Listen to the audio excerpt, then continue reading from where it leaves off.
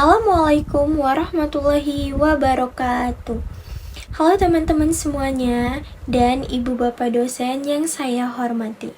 Perkenalkan, nama saya Dwi Syafitri dengan NIM 86034238. Saya berasal dari Universitas Terbuka Palembang dengan prodi studi Pendidikan Guru Sekolah Dasar atau PGSD. Pada kesempatan kali ini, saya akan menyampaikan video presentasi sebagai tugas mata kuliah Filsafat Ilmu yang membahas tentang hubungan timbal balik antara filsafat ilmu dan pendidikan. Saya menggunakan media laptop untuk menyelesaikan tugas ini, yang dimana sudah saya rangkum isi yang untuk saya presentasikan dan saya pindahkan ke media laptop ini. Selamat menyaksikan. Pembahasan yang pertama yaitu ada bagaimana filsafat ilmu mengawasi dan memperkuat eksistensi, keilmiahan, serta nilai-nilai dalam ilmu pendidikan.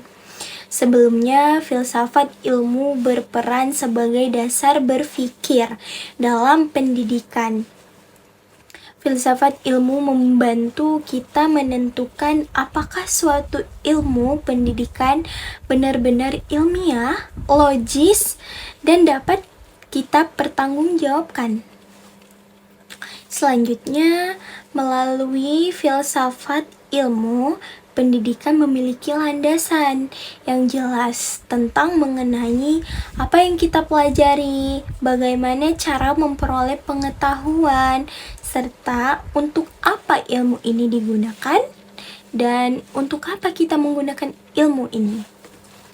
Filsafat ilmu juga mengawasi agar pendidikan tidak hanya fokus pada pengetahuan, tetapi juga memperhatikan nilai moral, etika, dan kemanusiaan. Dengan begitu, pendidikan tidak sekadar mencerdaskan, tetapi juga membentuk karakter peserta didiknya.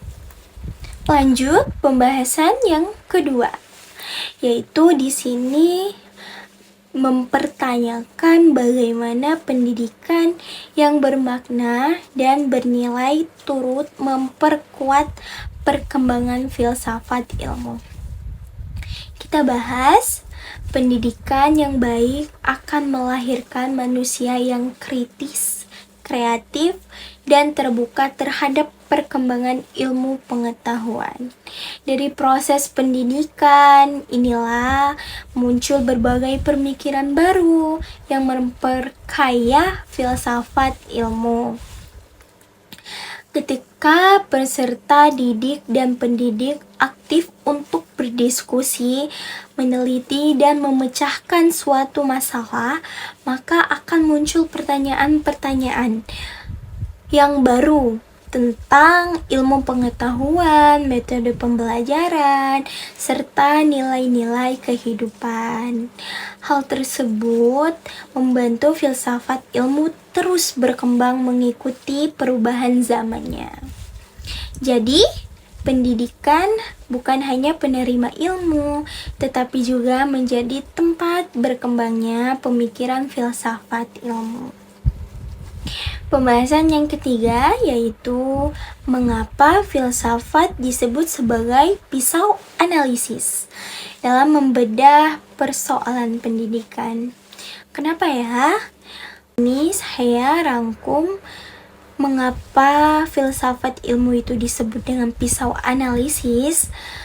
Bisa disebut seperti itu karena membantu menganalisis masalah pendidikan secara mendalam melalui ketiga kegiatan utama, yaitu saya akan mengkaji menjadi 3. Yang pertama, kegiatan ontologi, yaitu di mana membahas tentang hakikat atau objek yang dipelajari dalam pendidikan. Ontologi membantu memahami hakikat peserta didik, tujuan pendidikan, dan proses belajarnya. Kegiatan kedua yaitu epistemologi, Epistemologi membahas cara memperoleh pengetahuan dalam pendidikan, berkaitan dengan metode pembelajaran, penelitian, dan cara guru menyampaikan ilmu agar dapat dipahami oleh peserta didiknya. Yang ketiga yaitu kegiatan aksiologi, membahas nilai dan manfaat ilmu dalam pendidikan.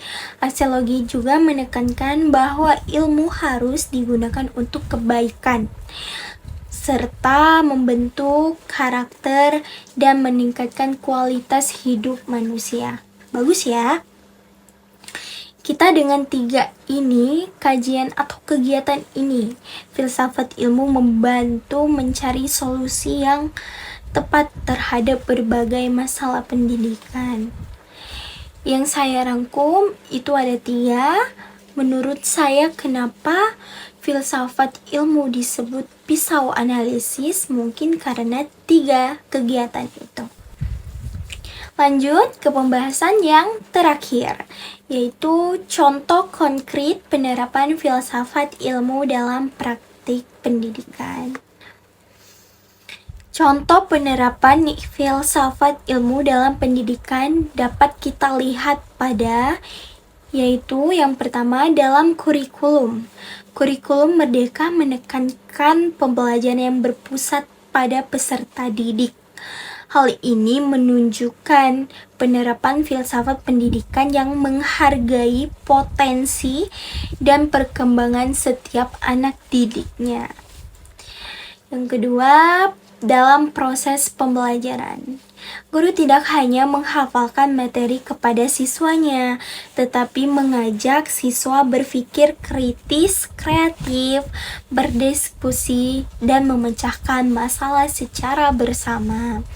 Ini merupakan penerapan epistemologi dalam pembelajaran. Nah, jadi kegiatan atau kajian epistemologi ini dapat kita terapkan dalam proses pembelajaran yang seperti ini. Itu yang ketiga, dalam kebijakan pendidikan. Pendidikan karakter diterapkan agar peserta didik memiliki sikap jujur, disiplin, dan bertanggung jawab. Hal ini menunjukkan penerapan aksiologi atau nilai dalam suatu pendidikan. Mungkin 4 pembahasan itu saja yang dapat saya sampaikan pada video kali ini.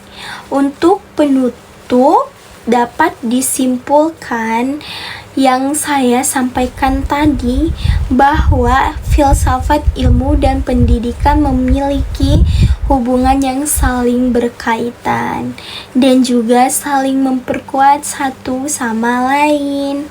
Filsafat ilmu menjadi dasar berpikir dalam pendidikan, sedangkan pendidikan menjadi sarana berkembangnya ilmu pengetahuan kita, menjadi sarana yang berkembang secara luas dengan nilai-nilai kehidupan kita.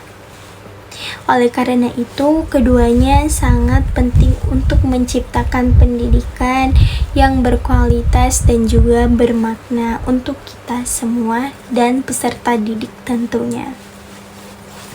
Sekian presentasi dari saya. Maaf apabila ada kesalahan kata saya. Saya akhiri. Wassalamualaikum warahmatullahi wabarakatuh.